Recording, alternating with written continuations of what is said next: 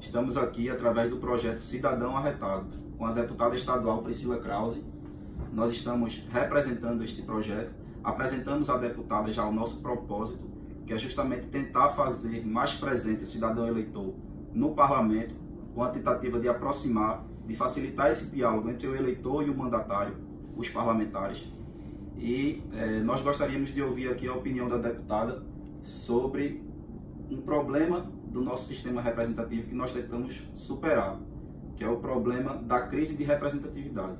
A senhora percebe que existe ainda uma dificuldade de contato entre o cidadão e o eleitor, há ainda essa distância, esse distanciamento, é necessário haver essa aproximação? Primeiro eu queria parabenizar vocês pelo projeto Cidadão Arretado, como eu já gosto do nome, né, que é muito pernambucano. E gosto também do propósito, de aproximar o cidadão do parlamento e de fazer com que o cidadão entenda que ele precisa se apropriar desse poder permanentemente, não apenas no período de eleição, de escolha. E aí eu acho sim que a gente vem vivendo um processo prolongado de crise de representatividade.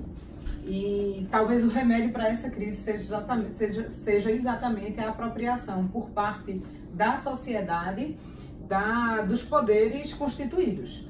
E essa questão da crise, desde quando a gente estudava, quando eu estudava, vocês não, OSPB Moral e Cívica, eu aqui colocando a minha idade, que se falava que a democracia era um regime que vinha passando por uma crise de representatividade, como se fosse uma crise de relação entre o eleitor e o eleito.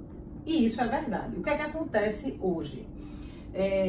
Acontece que a gente, antes de atingir um amadurecimento, mas isso não acontece só aqui no Brasil, isso é um fenômeno mundial, o que eu acho é que a gente tem algumas peculiaridades a mais, porque a nossa democracia não atingiu ainda a maturidade que precisava atingir, dessa questão da institucionalidade, da necessidade e da valorização das instituições guardiãs da democracia, né? O apego que a gente precisa ter, sabendo que as pessoas passam e as instituições ficam. Então, antes da gente atingir essa maturidade, a gente assimilou, até porque o mundo inteiro está assimilando, os mecanismos decorrentes da própria evolução tecnológica, ou da revolução tecnológica, com a questão das mídias sociais, que deu ao cidadão instrumentos de participação direta num sistema indireto, numa democracia representativa. Então, quando você tem o cidadão com a sua tribuna própria nas redes sociais, ele se questiona do porquê ele precisa de um parlamentar fazendo uso da tribuna para ser a sua voz, quando ele pode falar por si através das redes sociais. Então, isso que empoderou o cidadão, e é importante que empodere, e esse é um caminho sem volta.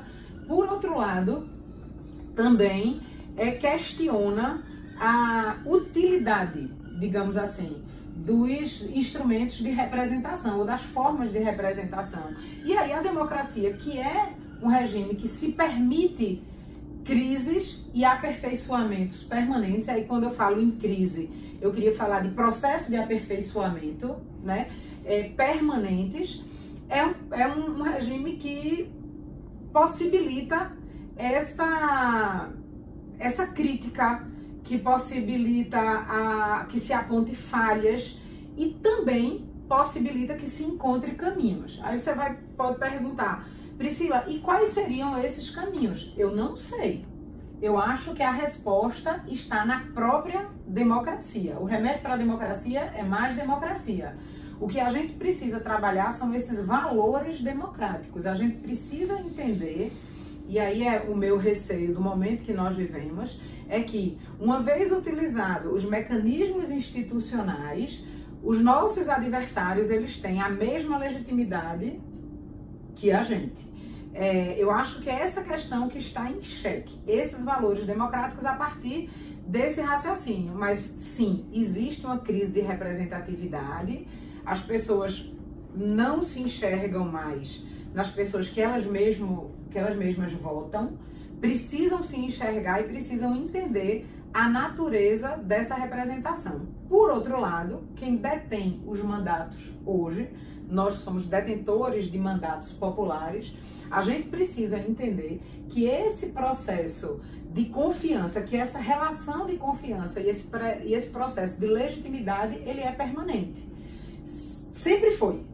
Mas, com o advento das mídias sociais e da possibilidade de diálogo direto, isso se faz muito mais impositivo.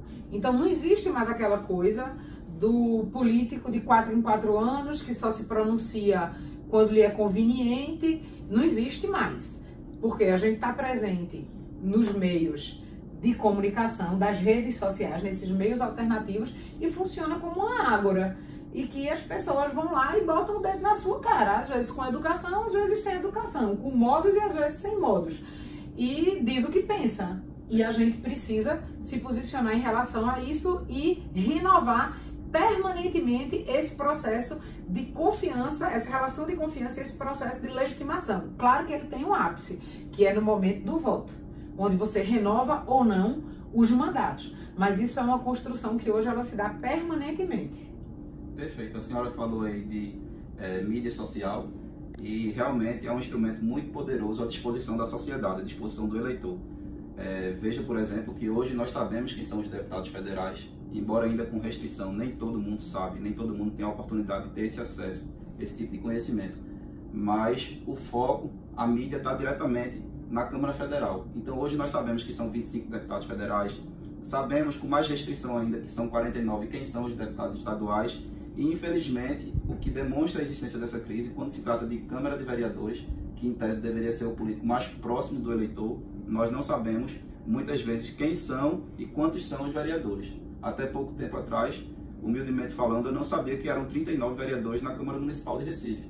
E realmente é um conhecimento que, mesmo para quem acompanha o dia a dia da vida pública, muitas vezes falta ao eleitor. E há necessidade desse acompanhamento diuturno, de saber quem são eles. Por quê? Porque se nós não sabemos quem são, muito menos saberemos se está havendo ou não a representação. Na verdade, se nós não sabemos quem são os mandatários, como vamos saber se eles estão nos representando, cumprindo aquele papel para o qual ele se propôs quando ele foi lá na urna pedir o voto? Então, realmente, como a senhora falou, nós estamos de pleno acordo. Não é necessário apenas haver aquele enfrentamento do eleitor no momento de pedir o voto. Os senhores deputados hoje estão na mídia 24 horas por dia durante todos os anos do mandato. Então nós eleitores estamos cada vez mais acompanhando, o que é bom, é um processo que amadurece a democracia, porque dá ao cidadão eleitor a noção de que ele precisa ter essa responsabilidade, de que o que é feito numa casa parlamentar interfere diretamente na vida privada dele. Então ele tem essa obrigação, não é apenas um direito, de estar numa casa do povo, numa casa que se diz do povo. Muitas vezes o cidadão não sabe que tem o direito de estar aqui, como nós estamos. A senhora nos recebeu muito bem, nós agradecemos, abriu o gabinete, a porta do gabinete para nos dar essa entrevista. Mas, infelizmente, ainda são poucos os cidadãos que têm esse conhecimento, dessa possibilidade de estar aqui em diálogo com os parlamentares. Isso é muito importante, tocar em saber, para que o cidadão saiba que ele pode vir aqui e que ele deve vir. E deve vir de várias formas. As reuniões, elas são públicas, elas são inclusive transmitidas pela internet, e o cidadão ele tem direito de acompanhar presencialmente também o que acontece aqui na Assembleia. Eu costumo dizer que é mais fácil você falar com um deputado, e o imaginário é o contrário, viu? Mas é muito mais fácil você falar com um deputado ou com um vereador do que você falar, por exemplo, com um burocrata de uma estatal. Se você chegar, diga aí, vamos falar da Petrobras. Se você chegar na Petrobras, você não vai conseguir falar com o presidente da Petrobras. Se você chegar aqui, você pega o deputado na mão. Exatamente. Se chega na Câmara dos Vereadores, você pega o vereador pela mão e fala com ele. Então, isso é importante que as pessoas tenham esse conhecimento e saibam disso. A informação, ela está colocada de uma maneira mais democrática do que antes. Agora, esse exercício é fundamental. Agora, tem uma outra coisa que você tocou. Às vezes, a gente não sabe, por exemplo, a gente até sabe que numericamente a Câmara de Vereadores, por exemplo, tem 39 vereadores. Mas quem são esses vereadores? O que acontece de fato é que a gente tem um resultado de uma eleição que ela embora o nosso sistema não reconheça, mas ela acaba sendo uma eleição distrital. Você escolhe um vereador muito mais pela identidade com o local do que pelo pensamento. Assim se dá também em relação aos deputados. E talvez, e mais do que nunca, seja o momento da gente rever o nosso sistema de votação.